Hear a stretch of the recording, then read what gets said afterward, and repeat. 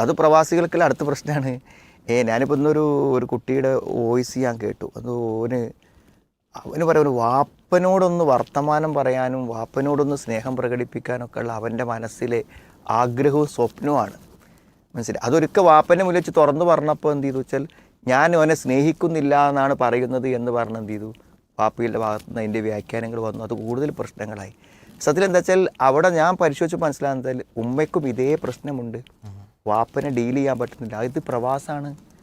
എന്നുവെച്ചാൽ പ്രവാസം എന്ന് പറഞ്ഞാൽ നമ്മളൊപ്പം നിന്ന് ഓരോ പ്രായത്തിലും ഓരോ സമയത്തിലും സാഹചര്യത്തിലും ഒന്നിച്ച് നിന്ന് കൂടെ വളരുന്ന പോലെ അല്ലല്ലോ.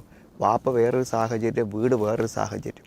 വീട്ടിലെ സാഹചര്യം വാപ്പയുമായി യാതൊരു ബന്ധമില്ല.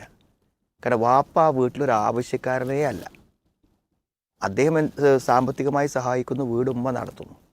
ആ വീടിലേക്ക് ഇടപെടുന്ന രൂപത്തിൽ വാപ്പ വരുമ്പോൾ അതവിടെ വാപ്പ ഒരു പ്രശ്നക്കാരനായി മാറും.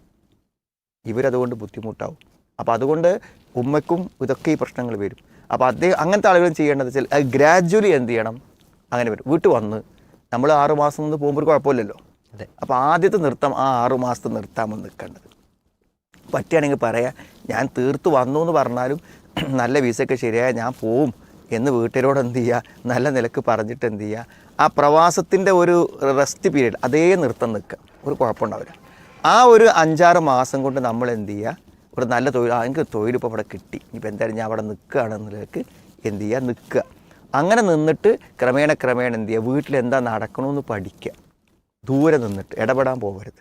എന്നിട്ട് ക്രമേണ എന്ത് ചെയ്യാൻ പറ്റും, ആ വീട്ടുകാരുണ്ടാക്കി വെച്ച ആ ഒരു രീതി ഉണ്ടാവും. ഭക്ഷണത്തിന്, ക്രമത്തിന്, ഉറക്കത്തിന്, പുറത്തു പോകാൻ, ഒരാൾക്ക് പ്രശ്നം ഉണ്ടെങ്കിൽ അത് പരിഹരിക്കാൻ, ആശുപത്രിക്കൊക്കെ അതൊക്കെ ഒരുക്കാറുള്ളൂ. ഏത് ഡോക്ടറെ കാണുക, ഏത് കടയിൽ നിന്ന് വാങ്ങുക, എവിടെ പൈസ കൊടുക്കുക, എവിടെ നിന്ന് കുടുങ്ങിയ കടം വാങ്ങുക, അതൊക്കെ അവർക്കറിയുള്ളൂ. അതുകൊണ്ട് അവരെന്താ ചെയ്യണതെന്ന് എന്ത് ചെയ്യാം, ഒരു 1-2 വർഷം നിരീക്ഷിക്കാം.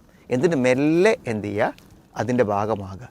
ഞാനൊരു കുടുംബനാഥനാണ്, ഞാൻ അപ്പോൾ തിരിച്ചു വന്നു, ഇനിയെങ്കിലും വീടിനെ എനിക്ക് നിയന്ത്രിച്ച് മുന്നോട്ട് പോകണമെന്ന് വിചാരിച്ച് 1-ാമത്തെ ദിവസം വടിയെടുത്ത് ഇറങ്ങിയാൽ എന്ത് ചെയ്യും, അവിടെ കലാപങ്ങളും പ്രശ്നങ്ങളായിരിക്കും.